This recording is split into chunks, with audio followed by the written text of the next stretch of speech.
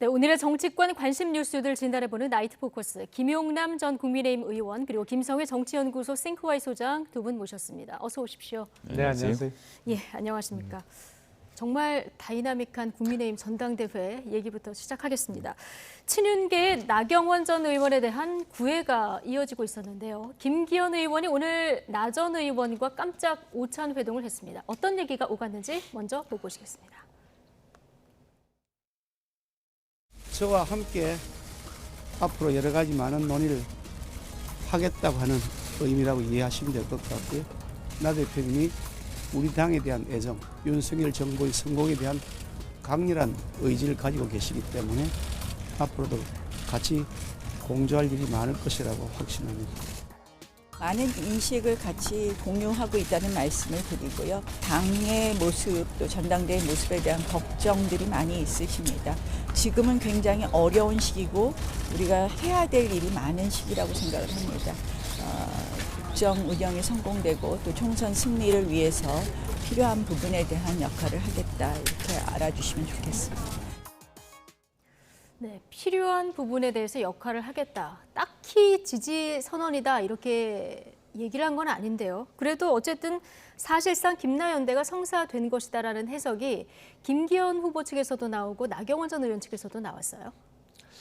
일단 만나서 오찬을 하고 같이 카메라 앞에 쓴 거 자체가 그렇게 해석할 여지가 충분히 있겠죠. 네. 만약에 김기현 후보에 대한 지지가 전혀 없다, 아니면 반대 의사를 갖고 있다로 뭐 하면 뭐 저런 장면이 연출되지는 네. 않을 테니까요. 근데 뭐 이른바 좀 화끈한 지지 선언이 또 나온 건 아닙니다. 예. 이번 전당대회를 앞두고 저도 참 낯선 장면들이 많이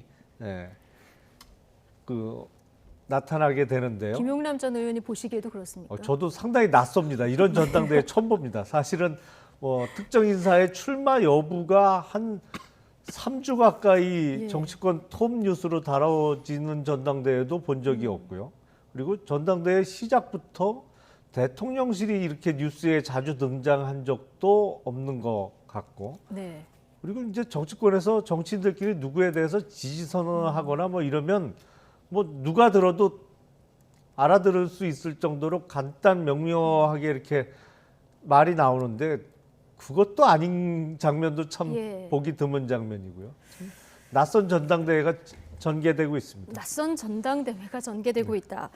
자, 조금 전에 이제 손을 잡는 모습, 이런 모습도 봤는데, 그런데 보면은 말도 좀 애매하고 표정도 좀 애매하고 아마 보시는 시청자 여러분도 비슷한 느낌을 갖지 않았을까 싶습니다. 어떻게 보십니까? 오늘 뭔가 필요한 역할을 하겠다라고 입장을 선회했는데, 자, 김나연대가 뭐 성사된 거다 이런 해석들이 나오니까요.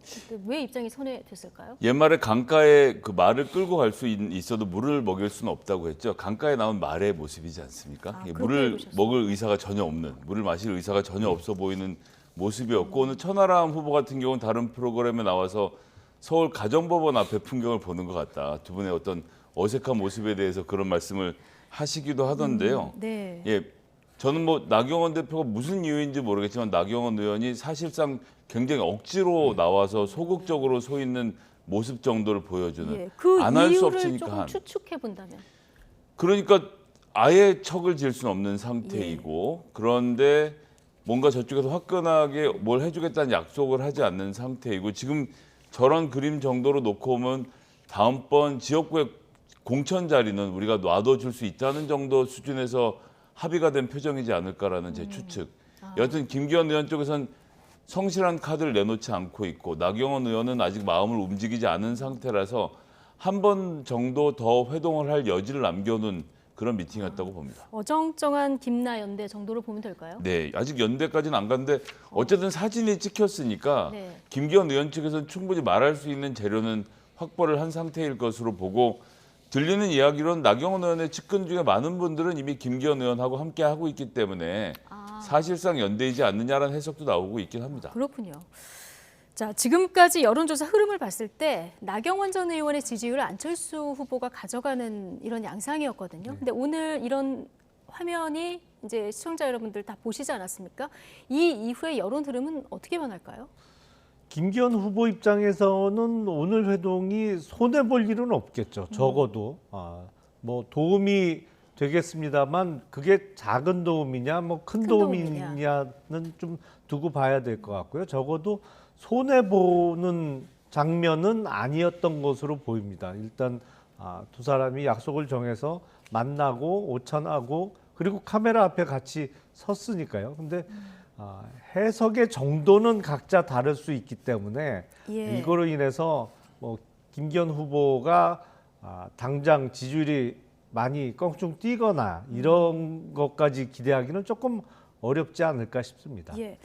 작은 도움이 되냐, 큰 도움이 되냐 이건 좀 지켜봐야 된다고 말씀하셨는데 어떻게 전망하세요? 그러니까 이제 나경원 의원의 지지율을 제가 정확히 분석할 수는 없지만 뭐 이런 표현이 적절한지 모르겠습니다만 이분이 인지도는 높은데 지지도는 안 높은 거죠. 그러니까 누구나 생각할 때 이 당의 본류이고 오래된 분이고 중견 정치인이다 생각해서 여론조사상에서는 호감을 표시하긴 하지만 이 나경원 의원이 실제로 어느 쪽으로 움직였을 때 그럼 그 지지자들이 따라가느냐 그렇게까지는 아닌 지지율이라고 보여지거든요. 공고한 지지층은 아니다. 그렇죠. 지금 나와 있는 사람 중엔 그래도 나경원이 낫네라고 생각했는데 그분이 사라졌다가 김기현 의원과 함께 나타난 것 아닙니까? 그럼 나경원 의원을 지지했던 분들이 나경원 의원이 김기현 의원한테 갔네. 그럼 나도 예. 김기현 의원한테 가야지. 이런다기보다는 자기가 이제 객관적으로 판단을 할 것이기 때문에 이미 안철수 의원으로 옮겨붙은 지지가 다시 김기현 의원으로 옮겨갈 가능성은 현재로서 높아 보이진 않는 데다가 고한 1, 2주 사이에 또 벌어졌던 이런 여러 가지 일들을 놓고 봤을 때 안철수 의원에 대한 또 공격이 시작되지 않았습니까? 예. 그러면 이거 내가 윤석열 대통령을 지지하지만 지금 윤핵관 아니야라고 생각하는 분들이 나경원 의원의 저런 지금 행동을 보고 다시 김기현 의원한테 옮겨갈 가능성은 높진 않아 보입니다. 그렇진 않아 보인다. 지금 말씀하신 안철수 후보에 대한 공격 중 하나가 지금 색깔론인데요. 자, 김기현 후보도 안철수 후보가 예전에 신영복 교수는 위대한 지식인이다 이 얘기한 것 그리고 뭐 사드 배치 이런 데 대한 이제 생각을 좀 명확하게 밝혀야 된다. 보수 정당의 당대표니까 이런 얘기를 했는데 바로 이준석 국민의힘 전 대표가 뭐라고 했냐면 제가 좋아하지 않는 안철수 후보 측에 해명을 요구하고 있는데 과거 47살의 김기현은 당의 동지를 이해하고 그리고 대권 후보도 아꼈다. 근데 15년 세월이 무엇을 어떻게 바꿔놓은 것인가 이렇게 얘기했는데 지금 나오고 있는 이 색깔로는 지지율을 어느 쪽으로 움직이게 할까요? 근데 그 안철수 후보의 과거 발언 중에는 국민의힘의 전통적인 지지층이 보기에는 좀 받아들이기 어려운 발언들도 분명히 있었습니다. 네. 이게 이제 소위 뭐 요새 세상에 간첩이 어디 있느냐 뭐라는 발언 등등 몇 개가 있었죠. 근데 당원들이 생각하기에는 뭐 그거는 이제 예. 한 10여 년 전 일이고요. 무엇보다도 최근에 있었던 가장 강렬한 이벤트는 대선을 앞두고 당시 윤석열 후보와 단일화를 했다는 것이죠. 그래서 그렇죠. 예. 대선을 승리를 했습니다. 그래서 그거에 대한 그 이미지가 가장 강하게 남아 있는 것 같아요. 그래서 색깔론과 관련한 논쟁은 그렇게 아주 유효한 공격이 되기는 어렵지 않을까 싶습니다. 왜냐하면 이게 자칫 잘못하면 그러면 이념적으로 도저히 화합할 수 없는 후보들 간의 단일화였느냐 그렇게 보기는 또 어려운 거 아닌가요? 예. 사실은 그래서 아주 안철수 후보에 대해서 어떤 치명상을 입힐 수 있는 그런 이슈는 아니지 않을까 싶습니다. 예. 자칫 뭐 역풍이 불 가능성은 없을까요? 좀 있죠. 게다가 지금 보면요. 안철수 의원이 그냥 단순히 후보 단일화만 한 게 아니고요. 이분이 인수위원장을 맡았습니다. 윤석열 정부의 기초를 세운 분이에요. 그러면 지금 말씀하시는 것들처럼 무슨 약간 빨갱이 뭐 이런 식의 용공 뭐 간첩을 이런 분이라고 하는 분을 정권의 인수위원장으로 세워서 문재인 정부로부터 정권을 넘겨받았다? 이렇게까지 검증이 안 됐다라고 하는 것은 너무나도 무능한 정부임을 윤석열 정부가 자임하는 것 아닙니까? 근데 제 표현이 과하다고 누구나 생각을 하실 겁니다. 안철수 의원이 그렇다고 실제로 무슨 용공이나 이런 분은 아니시잖아요. 좌익으로 분류할 수 있는 분도 아니고. 그런데 지금에 와서 이분에 대한 용공 딱지를 붙이는 것은 김기현 의원 신뢰죠. 예. 어쨌든 윤석열 대통령의 인수위원장을 맡았던 분이고 지금 국민의힘 정부의 근간을 세웠던 분인데 어느 정도 적절한 수준에서 했으면 좋겠고요. 이 발언을 듣고 나서 아이고 이거 안철수 불안한 사람이네 생각할 사람도 없거니와 지난 대선 과정에서 중앙일보에서 각 후보들의 공약을 분석한 바가 있는데요. 안보 분야 공약에서 가장 보수적인 입장이 안철수 후보의 공약이었습니다. 점수로 환산했을 때요. 그런 점에서 놓고 봤을 때 특히나 이분 뭐 회사도 크게 지금 주식도 많이 갖고 계시고 이념 논쟁으로 가져가는 것은 그렇게 유리해 보이지는 않습니다. 유리해 보이지는 않는다. 두 분이 이제 비슷한 분석을 해주셨는데요. 국민의힘 오늘 전당대회 첫 정견 발표가 있었죠. 자, 어제 하루 모든 일정을 중단했던 안철수 의원도 오늘 비전 발표회로 활동을 재개했습니다. 이 색깔론에 대한 입장도 밝혔고요. 또 지금 여러모로 사면 초과에 빠져 보이다 보니까 안철수 의원에게 기자들이 오늘 중도 사퇴론에 대한 질문을 했거든요. 여기에 대한 답도 있었습니다. 함께 듣고 오시죠. 윤석열 대통령님과 함께 서로 후보 단일화를 통해 가지고 이 정권 교체에 일조를 했지 않습니까? 저는 그걸로 해서 제 생각을 증명했다고 생각합니다. 당대표 중도 사퇴론이 자꾸 나오는데요. 절대로 김기현 대표님 사퇴하시면 안 됩니다. 끝까지 함께 대결했으면 합니다. 김기현 후보가 아니라 본인의 사퇴론이 계속 나오고 있어요. 1위 후보 사퇴하시는 거 보셨습니까?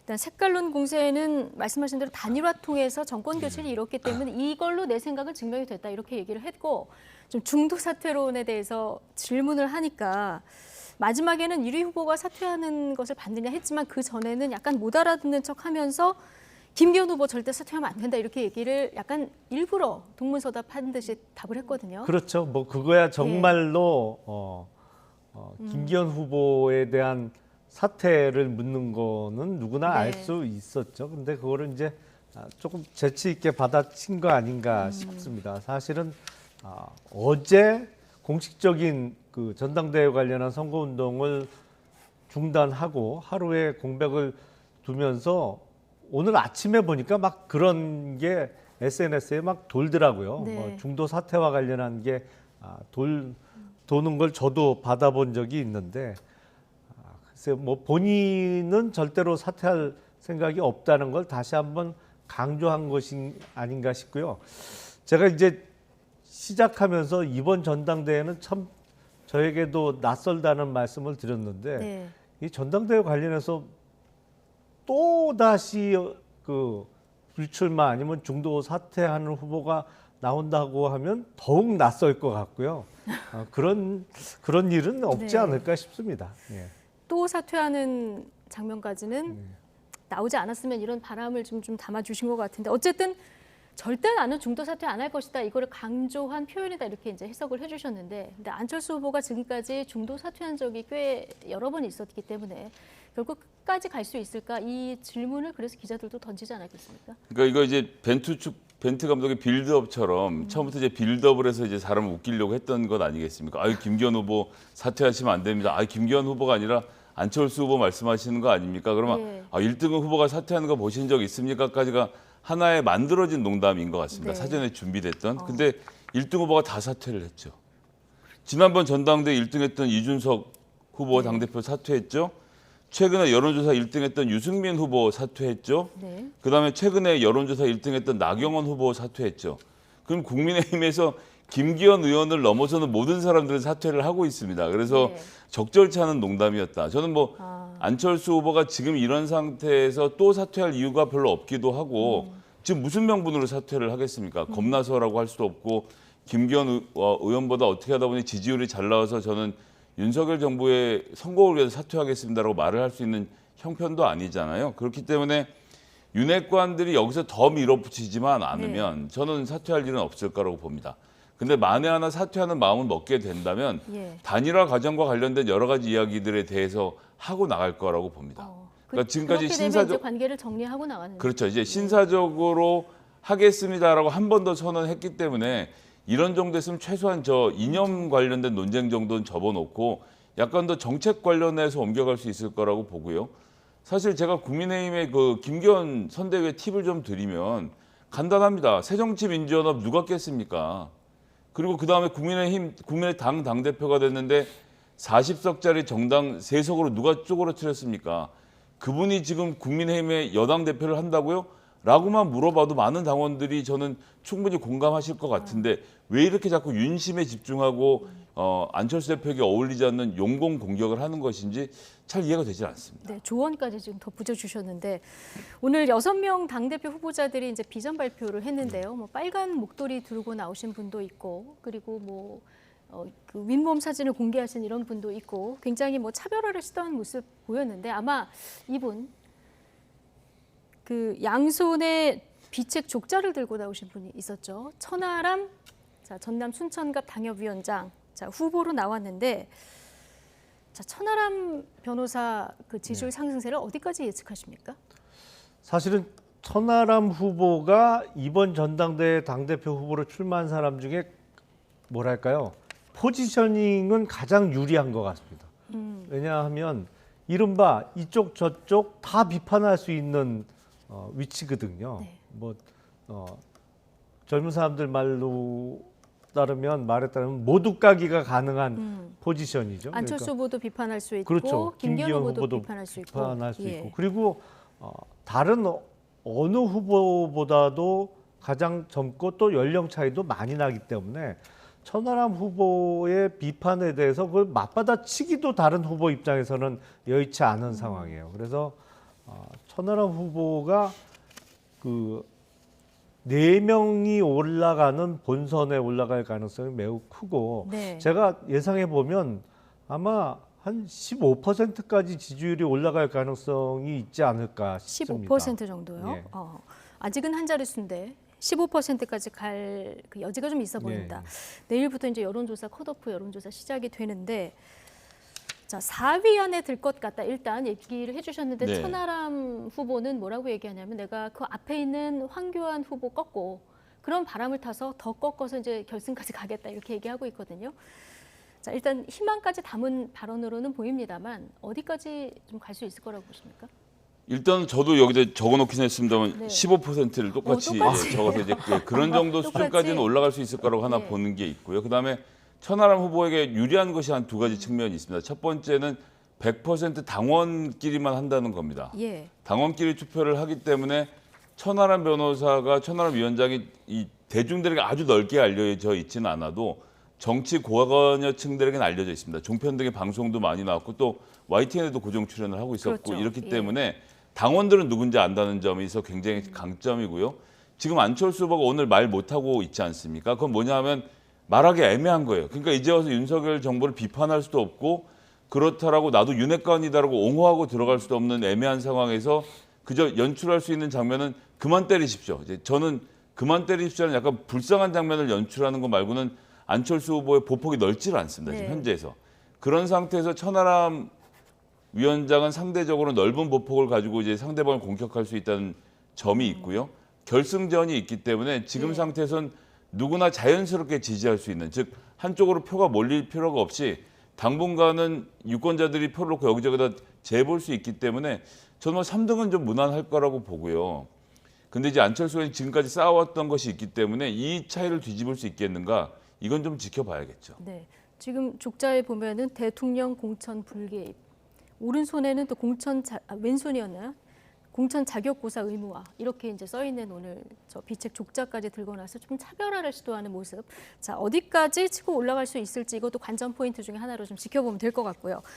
자 오늘 뭐 사퇴를 하긴 했습니다만은 김기현 후보 후원 회장을 맡았던 심평 변호사 윤 대통령의 탈당, 신당 창당 가능성을 언급한 이후에 지금 여권발 정계 개편설로 당이 시끌시끌했는데요.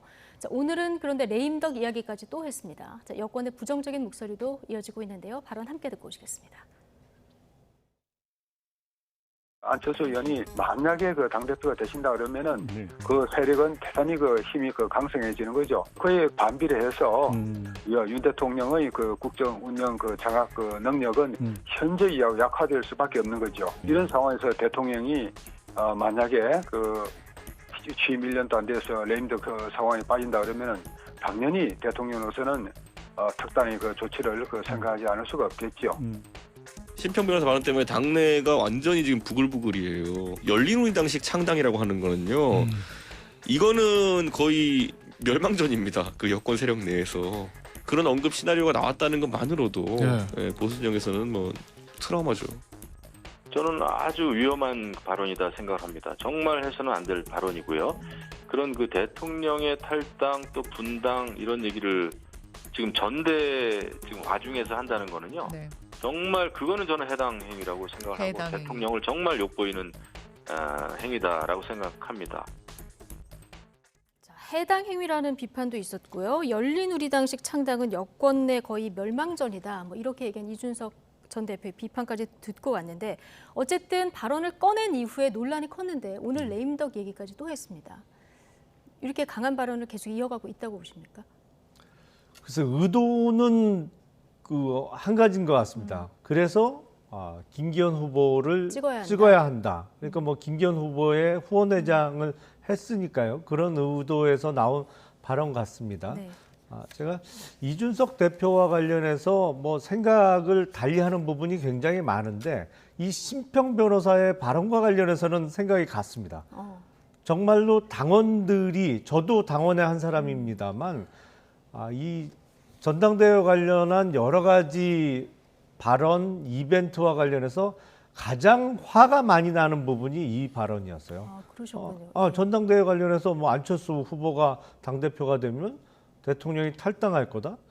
아니, 그거 이제 심정적으로 대단히 받아들이기가 어렵죠. 당원들 입장에서는. 아니, 그러면, 대통령이 1호 당원이고 뭐 중요한 분인 건 틀림없이 맞습니다만 본인 의지대로 안 된다고 뭐 당을 떠날 것 같으면 그러면 사실은 윤석열 대통령은 입당하신 지도 오래된 분은 아니거든요. 그러면 선거 때문에 입당했다가 뭐 전당대회 때문에 탈당한다? 이게 심평 변호사의 발언입니다만 정말 해서는 안 될 얘기를 한 거는 틀림없는 사실입니다. 그러면 대통령과 교감 없이 나온 발언이라고 보십니까? 예, 저는 뭐 전혀 교감 없이 나온 발언이라고 생각을 합니다. 그게 상식적으로 맞지 않잖아요. 대통령이 어떤 다른 이유도 아니고 당원들에 의해서 뽑히는 당대표가 본인의 의중과 다르기 때문에 탈당을 한다? 이거는 그게 상식 밖의 얘기죠, 사실은. 예, 상식 밖의 얘기다.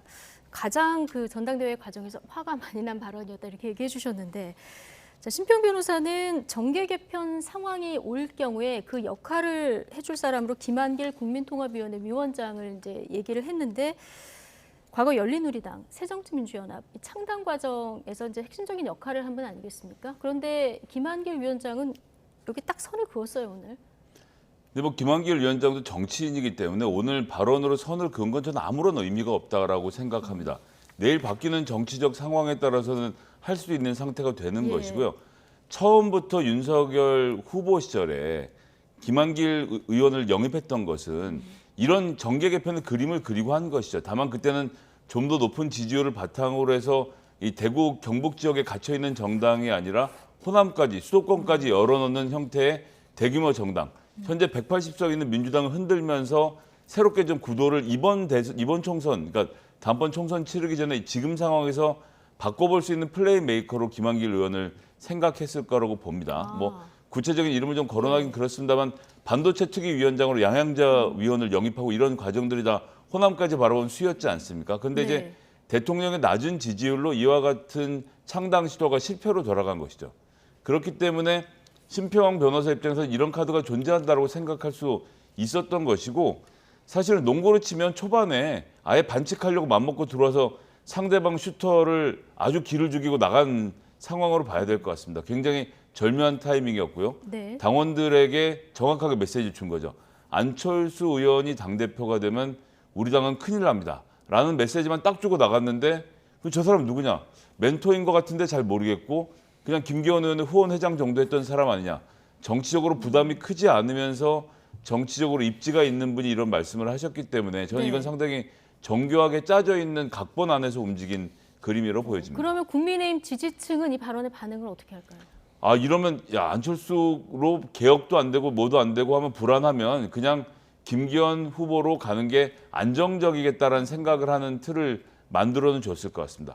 이 안철수가 되면 혹시 당이 불안해지면 어떻게 하지? 라는 불안감을 당원들의 마음에 심는 데는 어느 정도 성공한 것이 아닌가 보여집니다. 어쨌든 뭐 어떤 의도든 간에 여권발로 지금 정계 개편론이 불거졌는데 민주당도 지금 이재명 대표의 사법 리스크가 계속 커지고 있는 상황이라서요. 자, 뭐 야권도 내년 총선 앞두고 정계 개편론 얘기가 예전부터 좀 나왔었거든요. 사실은 정계 개편보다는 우선 민주당의 이재명 대표의 리더십이 먼저 문제가 되겠죠. 사실은 지금 뭐 출석이 계속 이어지고 있고 네. 선거법 관련한 재판은 이미 기소가 됐었습니다만 대장동이라든지 성남 FC 후원금 또 쌍방울 문제까지 앞으로 기소가 예상되고 있는 사건들이 많이 있기 때문에 네. 제1야당의 대표가 사실은 일주일에 몇 번을 법정에 출석해야 될지 지금 예상하기가 어려운 상황이거든요. 지금 보통 대장동 사건이 피고인들이 일주일에 2번씩 지금 출석하고 있습니다. 근데 이재명 대표는 대장동 또 지금 뭐 얼마 전에 수사가 본격화된 백현동 성남 FC 후원금 문제 쌍방울 이게 사건이 여러 건이거든요. 이게 다른 피고인들 재판받듯이 법정에 나가면 일주일에 5번씩 나가야 돼요. 사실은 5번 이상씩 나가야 되는 상황입니다. 그러니까 이재명 대표의 당내 리더십이 흔들릴 가능성이 매우 높고 그러다 보면 당 대표직을 유지하느냐 아니면 사퇴하느냐에 따라서 또 더불어민주당이 뭐 갈라지거나 정계 개편의 가능성이 남아 있는 것이죠. 지금 존재하고 있는 것이죠. 그러니까 글쎄요, 국민의힘은 그런 요소는 별로 안 보입니다만 말로 시작이 된 것 같고 더불어민주당은 뭐 굳이 말씀드리자면 밑에 끓고 있는 마그마가 있는 상태가 아닌가 그렇게 생각이 듭니다. 네. 자, 이재명 대표 위례대장동 2차 소환 앞두고 있는데 날짜가 정해졌어요. 10일 금요일에 출석하는 것으로 정해졌는데 이제 시간은 조금 더 조율을 해봐야 될 것 같습니다만 어쨌든 주말에 나는 꼭 나가야 되겠다라고 얘기했는데 평일로 조정이 됐네요. 굳이 토요일에 가겠다는 사람을 꼭 금요일에 와야 된다라고 말하는 검찰도 굉장히 궁색하고요. 뭐 10시나 뭐 9시냐를 가지고 따지는 것도 검찰이 왜 이렇게까지 하는지 모르겠습니다. 이게 본인의 말을 조금이라도 안 들으면 막 견디지 못하는 무슨 왕이나 귀족의 모습을 보는 것 같거든요. 아니 이런저런 조정을 할 수 있죠. 이게 무슨 이재명 대표에게만 하는 것이 아니라 검찰 수사관들이랑 원래 피의자들이 다 연락해서 뭐 요즘 직장일 때 바빠서 그런데 다음 주에 나가면 안 되나요? 다 물어보고 조정을 하거든요. 금토가 주는 의미가 도대체 뭐가 그렇게 큰지. 이거 이재명 대표 수사받는 날 다시 돌아가 보시면요. 다음 날 아침 신문이 일제히 구속영장 청구를 검토하고 있다. 이재명이 왜냐면 안 나올 것이기 때문에. 이걸 검찰발로 엄청나게 보도를 했는데 막상 이재명 대표가 또 프롬 나가야죠. 뭐 제가 죄인인지 어쩔 수 있습니까? 이런 식으로 이제 대선에 졌기 때문에 나가야 된다는 말을 하니까 이제 와서는 또 금토를 갖고 싸우고 있는데 검찰이 이런 것 가지고 치졸하게 하지 않았으면 좋겠고 나와서 발언이 문제가 된다라면 정식으로 공보를 통해서 수사에 협조를 안 하고 있다는 사실을 알리든가 해야지 이런 식으로 뒤에서 계속 이런 말을 내는 것들 자체는 국민들에게 결코 좋게 보질 않을 겁니다. 어떻게 지금 보십니까? 주 5일 근무가 원칙이고 주 52시간 근무 시간 제한도 있는데 지난번은 토요일 날 출석을 고집해서 토요일 날 출석을 했습니다만 아니 검사나 검찰 수사관도 매 주말 또 나와서 일을 하는 게 당연하다고 말씀하시는 건 조금 어폐가 있는 것 같습니다. 공무원은 근로기준법에 적용을 받지 않죠? 어쨌든 국민의힘에서는 민주당 수석 대변인이 개인 변호인이냐 이런 비판을 했는데 자, 이재명 대표 어떻게 보면은 당 대표 되기 전의 일들인데요. 지금 대변인들이 나와서 관련 사건을 브리핑해야 되는 이런 일들이 계속 지금 반복이 되고 있는데요. 이건 어떻게 봐야 될까요? 그러니까 이 문제도 제가 누차 말씀드리지만 민주당이라는 정당이 이재명 대표의 수사를 막기 위해서 검찰의 총장의 목을 틀어진다든지 예를 들면 예산을 깎는다든지 검찰청을 해체한다든지 하는 것도 아니고 가진 입으로 하루에 한두 마디씩 하고 최고위원들이 나와서 항의하고 대변인이 논평을 발표하는 정도로 무슨 대단한 에너지가 들어간다고 당이 당력을 쏟아붓고 있는 것처럼 말하는 것은 좀 지나치다라고 보고요. 지금 당에서 고용한 변호인들을 데리고 재판을 받으러 가는 것도 아니지 않습니까? 개인 변호사로 하는 것이고 아니 애시당초 처음부터 검찰이 소환하라고 할 때 출석 요구할 때 어디다 전화를 했습니까? 변호사 사무실 뻔히 알고 있으면서 그리고 그 개인 그 보좌관 연락처도 알고 있으면서 당대표실에 연락한 게 검찰이었거든요. 그렇기 때문에 저는 뭐 이 문제에 대해서 대변인 논평 정도를 발표하고 브리핑하는 것으로 당력이 여기에 집중되고 있다라고 보는 것은 무리라고 봅니다. 예. 제가 보기엔 그 국민의힘과 더불어민주당은 이런 부분에 있어서 일종의 문화가 완전히 다른 것 같습니다. 이게 사건의 성격을 보면 이재명 대표가 지금 받고 있는 혐의는 더불어민주당이라는 당하고는 상관없는 일종의 개인 비리 혐의거든요. 근데 국민의힘 같은 경우에는 이런 아무리 중요 당직에 있는 정치인이라도 개인 비리 관련한 사건이 있으면 다른 동료 의원들이나 당에서 다 뭐 그거에 대해서는 전혀 관여하지 않습니다. 예. 그럼 본인이 알아서 할 일이라고 철저하게 당사자한테 맡기고 다른 사람들은 뭐 그거에 대해서 아예 언급조차 안 하는데 2019년 소위 조국 사태 때도 그런 걸 많이 봤습니다만 이번에 이재명 대표와 관련해서도 그런 뭐랄까 일종의 네. 지나친 동지의식이라고 할까요? 연대의식 같은 게 좀 있는 것 같아요. 그래서 사건의 성격만 보면 개인 비리 혐의인데 이걸 당이 나서고 뭐 동료 의원들이 수십 명씩 나서서 연대를 보여주고 이거는 양당의 극명하게 드러나는 일종의 문화의 차이가 아닌가 싶습니다. 예, 문화가 다른 것 같다 이렇게 얘기해 주셨고요. 이재명 대표 소환 이제 나흘 남았는데 오늘 검찰이 백현동 개발 특혜 의혹 관련해서 대대적으로 압수수색을 실시했는데요. 이 압수수색 영장을 보면은 이재명 대표가 피의자로 지금 적시가 돼 있는 이런 상황인데, 자, 이 민관 개발을 하면서 뭔가 특혜가 있었다. 검찰은 이렇게 보고 있고 이게 이재명 대표가 여기에 연관이 돼 있다 이렇게 보고 있는 지점은 어느 지점입니까? 그러니까 지금 보시면 이재명 대표가 이 땅의 가치를 종상향, 그러니까 위쪽으로 올리는 과정에서 시장이 직접 개입한 것 아니냐라는 의혹에 대해서 계속 이야기를 하고 있는 네. 것인데요. 다른 때가 아니라 2022년 7월에 윤석열 정부의 감사원에서 이 문제와 관련돼서 백현동을 집중 감사를 했고요. 직접 나와서 최재 감사원장이 보고를 했죠. 시장과 연관성을 찾을 수 없었다.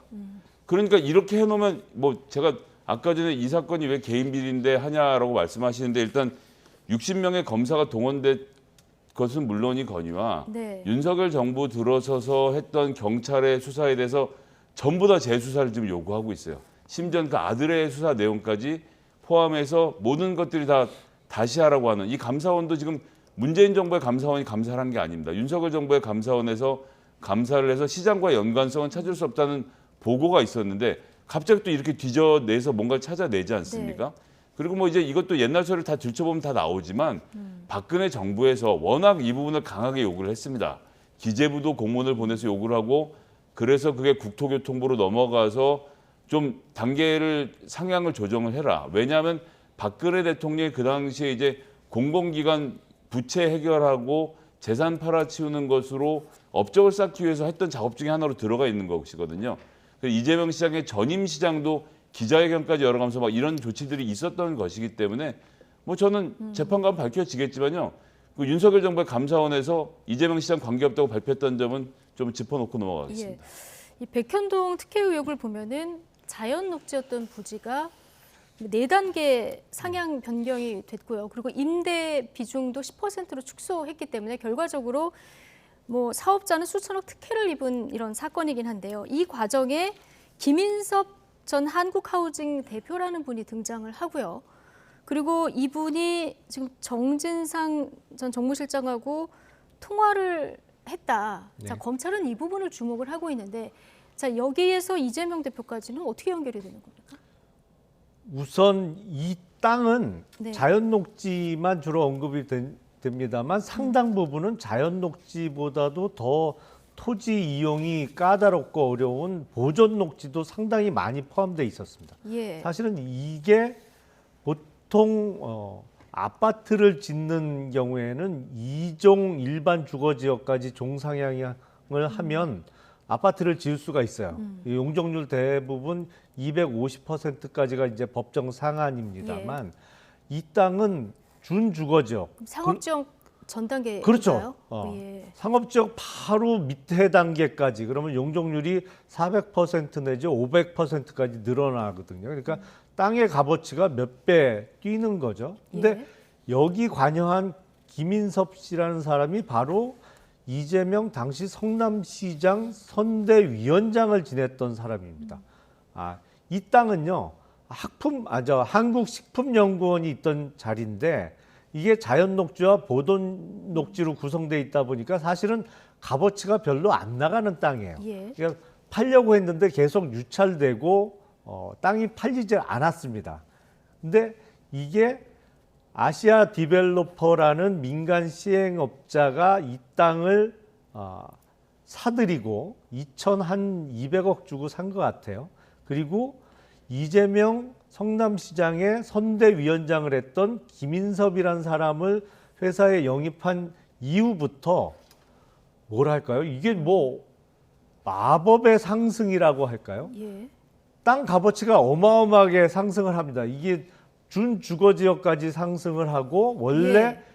이거는 아파트를 짓더라도 100% 임대 아파트만 질 수 있는 땅으로 시작을 했는데 90%는 분양을 할 수 있는 민간 아파트가 들어서고 10%만 임대 아파트를 지어도 예. 되는 곳으로 바뀌었어요. 그 과정에서 다 인허가를 내준 사람은 당시 이재명 성남시장입니다. 예. 그리고 이재명 성남시장과 아주 가까운 사이로 볼 수밖에 없는 선대위원장을 맡아줬던 예. 김인섭이라는 사람은 지금 드러난 것만 해도 70억 원을 받았어요. 아시아 디벨로퍼라는 시행 업체로부터. 더 받아내려고 뭐 양자 간의 다툼도 있었습니다만. 알겠습니다. 자, 상식적으로는 조금 의심스러운 점들이 있습니다만 어쨌든 이 두 분이 뭐 통화를 했다는 것으로 이재명 대표가 여기에 당시 성남시장이라는 이유로 연계됐다. 이건 이제 검찰이 추가적으로 밝혀내야 될 연결고리가 좀 더 있어 보이고. 자, 근데 이재명 대표 이 백현동 개발 특혜 관련해서는 허위사실 공표 혐의로도 수사를 받고 있습니다. 재작년 10월 경기도 국정감사에서 당시 민주당 대선 후보였던 이재명 대표가 용도 변경이 국토부 요청에 따른 것이라고 한 발언 때문인데요. 당시 발언 듣고 오시겠습니다.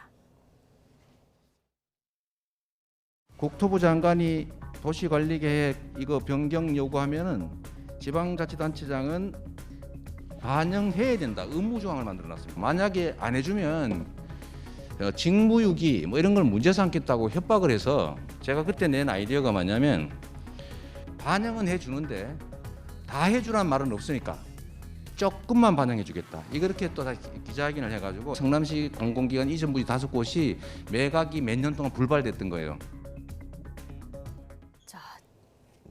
직무유기 이런 걸로 문제 삼겠다 국토부가 협박을 했다. 자, 이 발언 때문에 지금 허위사실 공표 혐의로도 지금 수사가 되고 있는데, 자, 이거는 만에 하나 검찰 수사에서 이게 인정이 된다고 하면은 자칫 민주당까지 영향이 있을 수 있는 일이죠. 예, 그렇습니다. 예. 그렇긴 한데요. 이게 지금 다른 데가 아니라 국정감사 현장에서 벌어진 일입니다. 경기도지사 자격으로 증언을 하러 들어갔기 때문에 위증을 할 경우는 벌을 받는 것으로 되어 앉아 있는 상태였고, 이재명 혼자 방어하는 상태에서 공격조가 굉장히 많았죠, 국민의힘이. 예.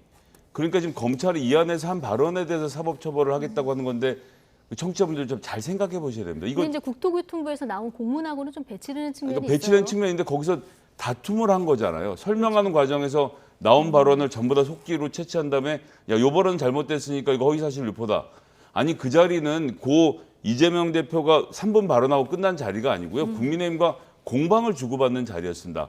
그런 공방을 주고받는 과정에서 했던 발언을 하나하나씩 체크해서 잘못된 것에 대해서 처벌하겠다라고 한다면 이게 정상적인 법 집행일까요? 그러니까 전반적으로 거짓말을 했거나 서류를 꾸며낸 것이 아니라면 이런 논쟁 과정에서 벌어진 이야기의 단편 부분을 잘라내서 이거는 과장했으니까 법적으로 처리할 거야. 예. 지금 우리나라가 세상 모든 특히 정치권의 모든 일들을 검사에게 검사받아야 되는 건데 이건 좋은 문화가 저는 아니라고 생각합니다. 법원에서 허위사실 공표가 인정되지 않을 것 같다. 이렇게 보시면 저는 그렇게 봅니다. 예.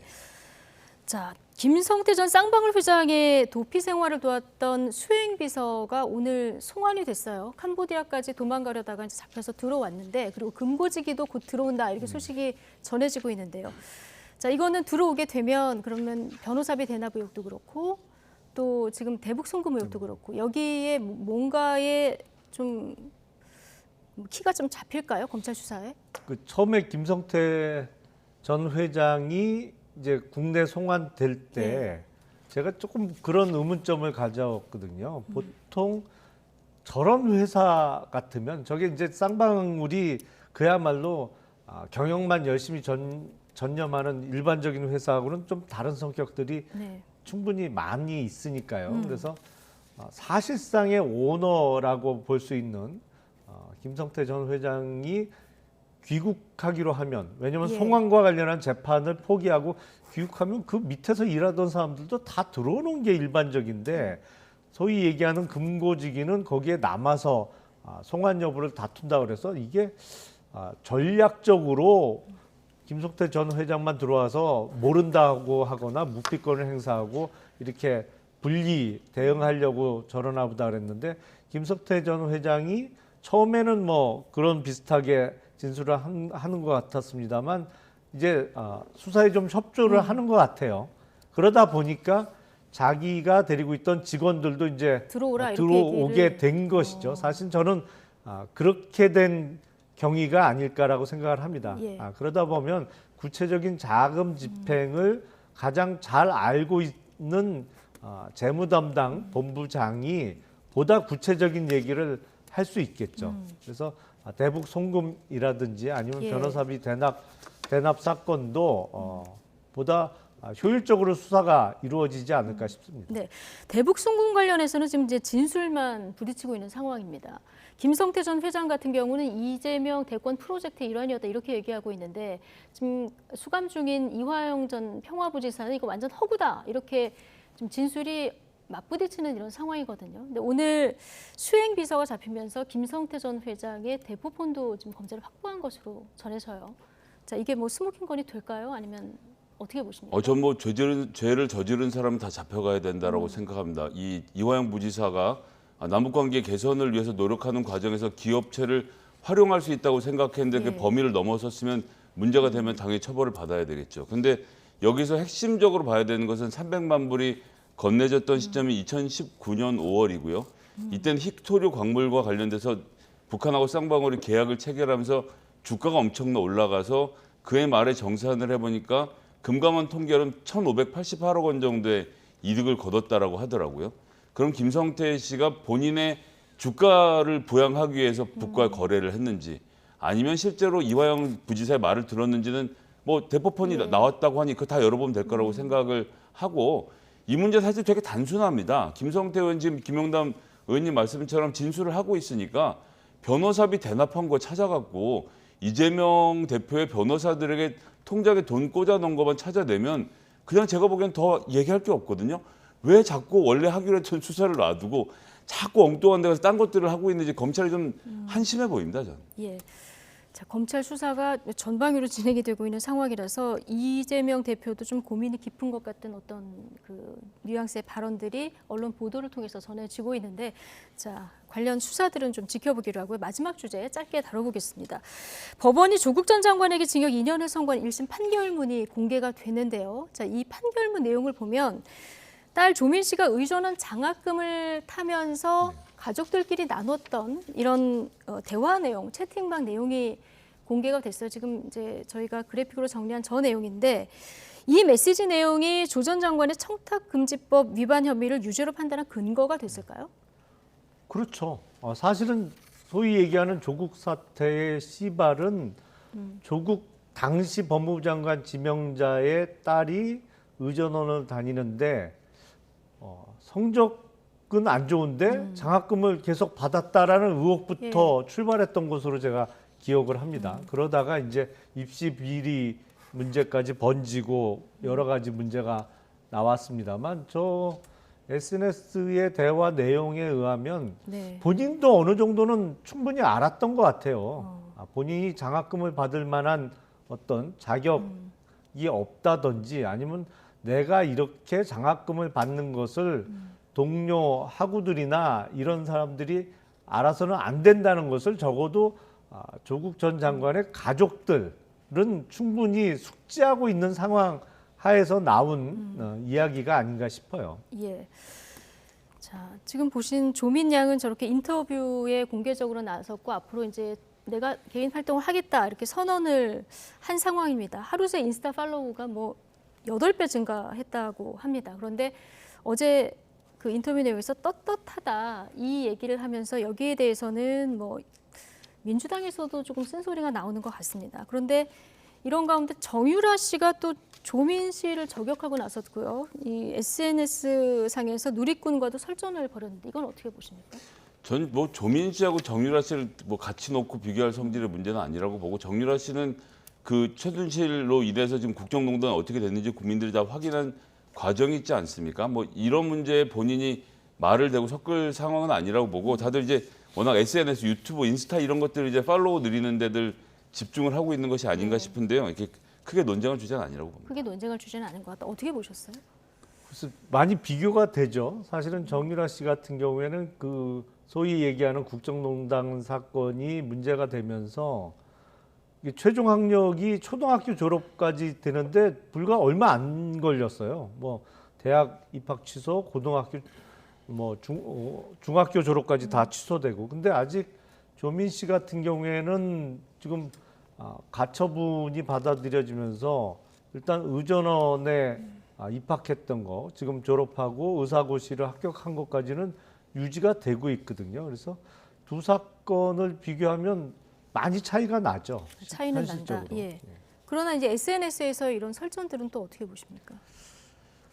글쎄, 그 조민 씨가 아마 제가 정확하게는 모르겠습니다만 20대 후반이나 30 정도 된 것 같아요. 근데 정말 우리나라를 발칵 뒤집어 놨고 적어도 지금까지 나온 1심 판결에 의해서 증명된 사실에 의하면 입학 과정에 있어서 여러 가지 비리라든지 문제점이 있었던 게 인정됨에도 불구하고 떳떳하다든지 아니면 의사로서의 자질이 충분하다, 이거는 국민 정서와는 너무 배치되는 말이 아닌가. 예. 그리고 이제는 어린 학생이 아니기 때문에 네. 본인의 발언에 대해서 이제 철없는 학생으로서 여겨지지 않을 상황이기 때문에 좀 발언에 대해서 신중을 기해야 되지 않을까 싶습니다. 예, 32살이고요. 그리고 이제 얼굴을 공개하고 본인이 직접적으로 활동을 하기로 한 만큼 본인의 발언에 대해서는 본인이 당연히 책임을 지겠다는 자세라고 판단하고 있습니다. 예. 자, 두 분 말씀 여기까지 듣겠습니다. 김용남 전 국민의힘 의원 그리고 김성회 정치연구소 싱크와이 소장 오늘 두 분과 함께했습니다. 고맙습니다.